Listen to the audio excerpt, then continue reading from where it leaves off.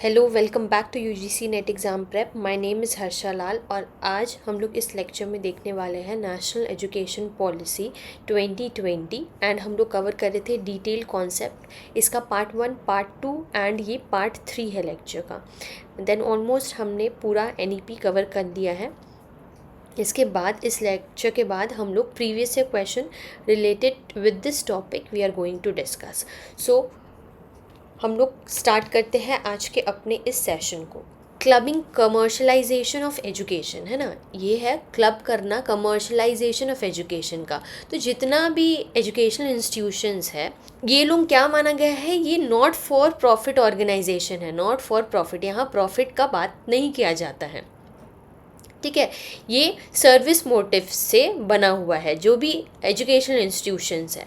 सो जितना भी money earn होगा या फिर जितना भी ग्रांट्स मिलेगा that will be reinvested in the educational sector. There will be transparent public disclosure. Public को सब चीज़ पता होना चाहिए एजुकेशन में क्या आ रहा है, क्या चेंजेस आ रहा है, क्या चीज़ को हटाना है, क्या रिफॉर्म्स लाना है। All that disclosure has to be happened and ये सब चीज़ ट्रांसपेरेंट मैनर में होना चाहिए।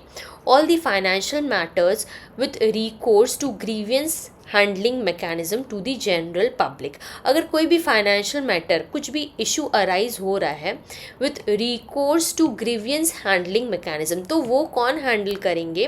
ग्रीवियंस हैंडलिंग मैकेनिज्म्स लोग हैंडल करेंगे, ठीक है। अगर कोई भी पब्लिक डिस्क्लोजर वगैरह नहीं हो रहा, कोई भी फाइनेंशियल मैटर, कोई भी फाइनेंशियल इशू अराइज होगा तो उसको भी एड्रेस किया जाएगा। देन आता है the accreditation system developed by NAAC. NAAC ने जो एक्रेडिशन सिस्टम क्रिएट किया है वो चेक करेगा from time to time and ये जो ऑर्गेनाइजेशन है, ये जो बॉडी है actually will consider this as one of the key dimensions of its regulatory objective.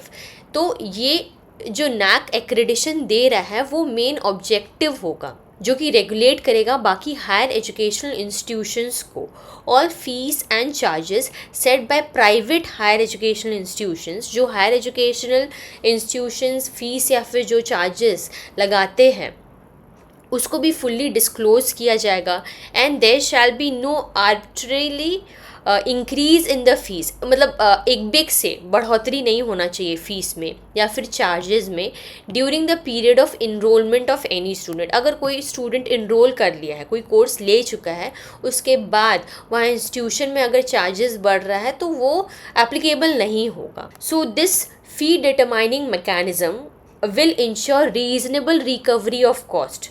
तो अगर कोई बच्चा को देना पड़ रहा है बहुत ज़्यादा फीस तो ये रिकवरेबल हो सकता है अगर HEI इस चीज़ में ध्यान दे तो, राइट। नेक्स्ट आता है हमारा effective concern and leadership for higher education institution through a suitable system of graded accreditation and graded autonomy and in a phased manner over a 15 years। जितना भी हायर एजुकेशनल इंस्टीट्यूशंस है India का वो लोग काम करेगा, कैसे काम करेगा? As an independent self governing institution. वो खुद अपने ऊपर अपने आप को इवॉल्व, अपने आप को ठीक करने के लिए, ग्लोबल स्टैंडर्ड्स के साथ मीट करने के लिए वो लोग काम करेंगे। And they are going to pursue towards innovation and excellence in the future period of time, है ना। वो लोग स्टक नहीं रहेंगे, they will be at a global par, at the global stage upon receiving the appropriate graded accreditation. जब higher educational institutions को gradings मिल जाएगा that deem the institution ready for such a move, तब वहाँ के board of governors जो है वो लोग स्टैब्लिश करेंगे एंड वहाँ ये ध्यान में रखा जाएगा कि सेलेक्टेड मेंबर्स ही बोर्ड ऑफ गवर्नर में आए, मिनिस्ट्री से या फिर एजुकेशनल डिपार्टमेंट्स, हायर अथॉरिटीज़ से बोर्ड ऑफ गवर्नर्स चुने जाएंगे।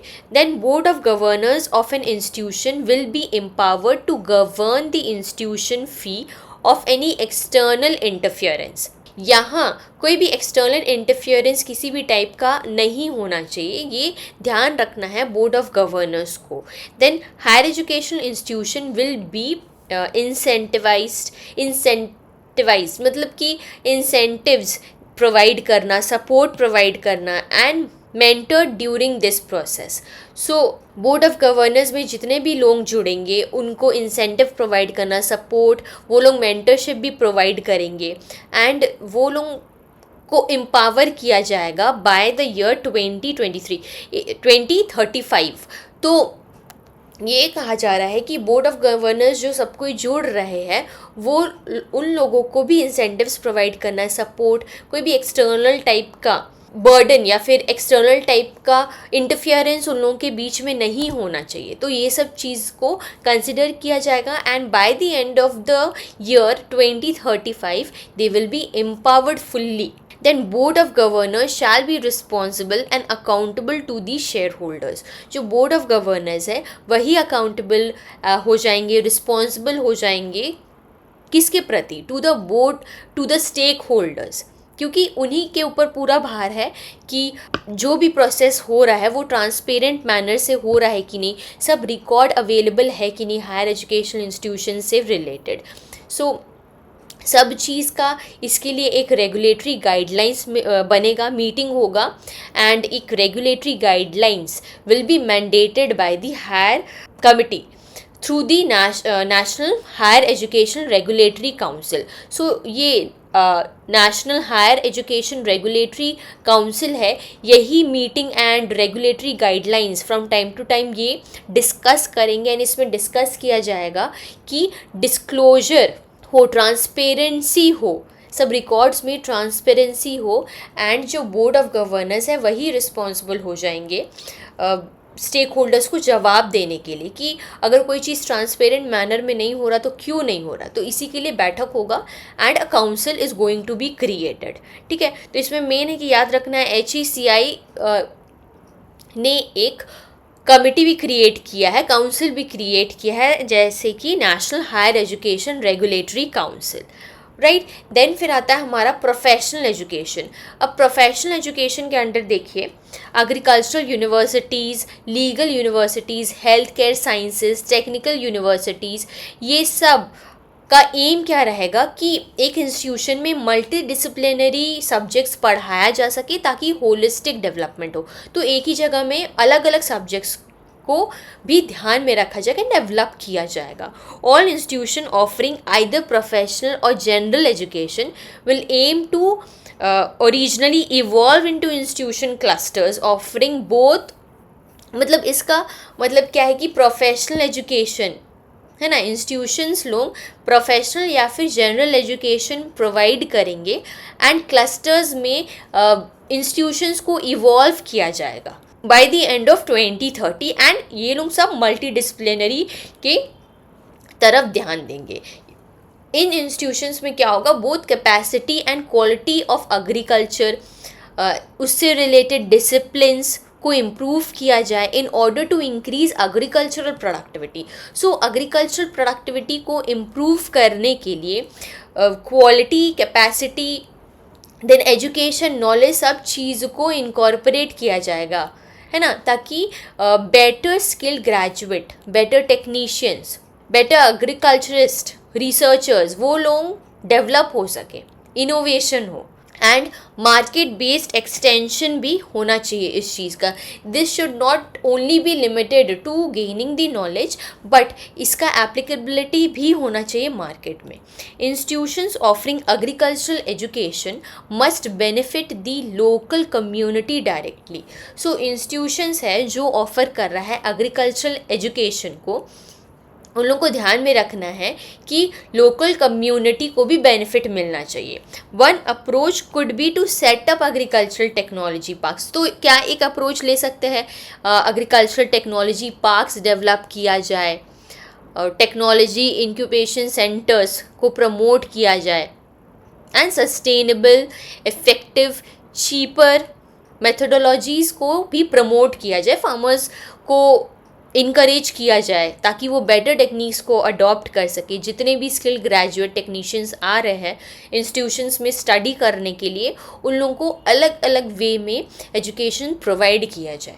नेक्स्ट आता है हमारा legal education need to be competitive globally. So legal education का अब देखिए बात हो रहा है, एग्रीकल्चर से रिलेटेड बात हो रहा है, हेल्थ केयर, तो सब मल्टी डिसिप्लिनरी हमने डिस्कस किया है। तो वही है, अलग अलग सब्जेक्ट्स के ऊपर नेशनल एजुकेशन पॉलिसी में बात किया गया है. So legal education needs to be competitive globally. उनको अलग अलग टेक्नोलॉजी को एम्ब्रेस करना चाहिए ताकि वो लोग वाइडर ऑडियंस के पास, वाइडर एसेस के पास जा पाए, पहुंच पाए, एंड जस्टिस हो जिनको भी लीगल इशू में प्रॉब्लम हो रहा है. तो लीगल एजुकेशन को भी बढ़ावा दिया गया है.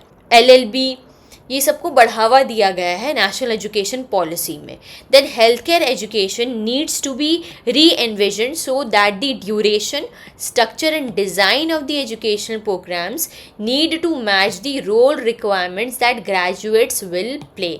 तो यहाँ क्या है कि ड्यूरेशन है, structure and design of educational programs जो है ना, तो वो अगर कोई स्टूडेंट इस यूनिवर्सिटी में पढ़ रहा है तो वहाँ उनको इंटर्नशिप प्रोवाइड किया जाता है कि आप जा कर के कोई हॉस्पिटल में जा कर के ट्रेनिंग लीजिए. तब उससे क्या होता है कि उन्हें पता चलता है कि अगर उस सिचुएशन में वो एक्चुअली जॉब करेंगे तो कैसा उनको नॉलेज होना चाहिए, क्या स्किल्स होना चाहिए. तो that should not be limited to only education या फिर नॉलेज ओनली. इसीलिए ऑन द जॉब ट्रेनिंग भी प्रोवाइड करने का बात किया गया है, right. Because educational programmes need to match the role requirements that graduates will actually play in the field. तो वही हो गया वोकेशनल एजुकेशन, वोकेशनल ट्रेनिंग का भी प्रमोशन हो ही रहा है. देन नेक्स्ट आता है गिवन दैट पीपल एक्सरसाइज, अलग अलग चॉइसेस वो लोग अडॉप्ट कर सकते हैं इन हेल्थ केयर या फिर हेल्थ केयर एजुकेशन सिस्टम में. इससे क्या होगा कि जितने भी स्टूडेंट्स हैं एलोपैथिक मेडिकल एजुकेशन से जो जुड़े हुए हैं, they should have an understanding of Ayurveda, yoga. अगर मेडिकल से जुड़े हैं, होम्योपैथी, एलोपैथी उन्हें पता होना चाहिए, ठीक है. यूनानी दवाई के बारे में पता होना चाहिए. इससे हॉलिस्टिक, अगर किसी भी पेशेंट का एक दवाई से ठीक नहीं हो रहा है, अगर मान लेते हैं किसी पेशेंट का अर्थराइटिस वगैरह, उनका एक मेडिसिन से ठीक नहीं हो रहा है, होम्योपैथी एलोपैथी भी ले लिया फिर भी ठीक नहीं हो रहा, तो शायद हो सकता है उनको योगा से कुछ सपोर्ट मिले. तो उन्हें सब चीज़ पता होना चाहिए.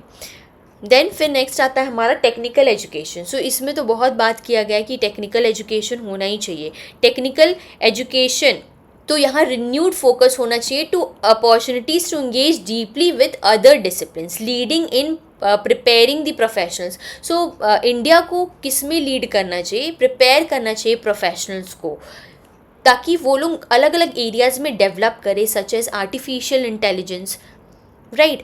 Then big data analysis, machine learning, तो जियोमेट्रिक स्टडीज़, ये सब में वो लोग आगे बढ़ चढ़ के काम कर सके, ठीक है.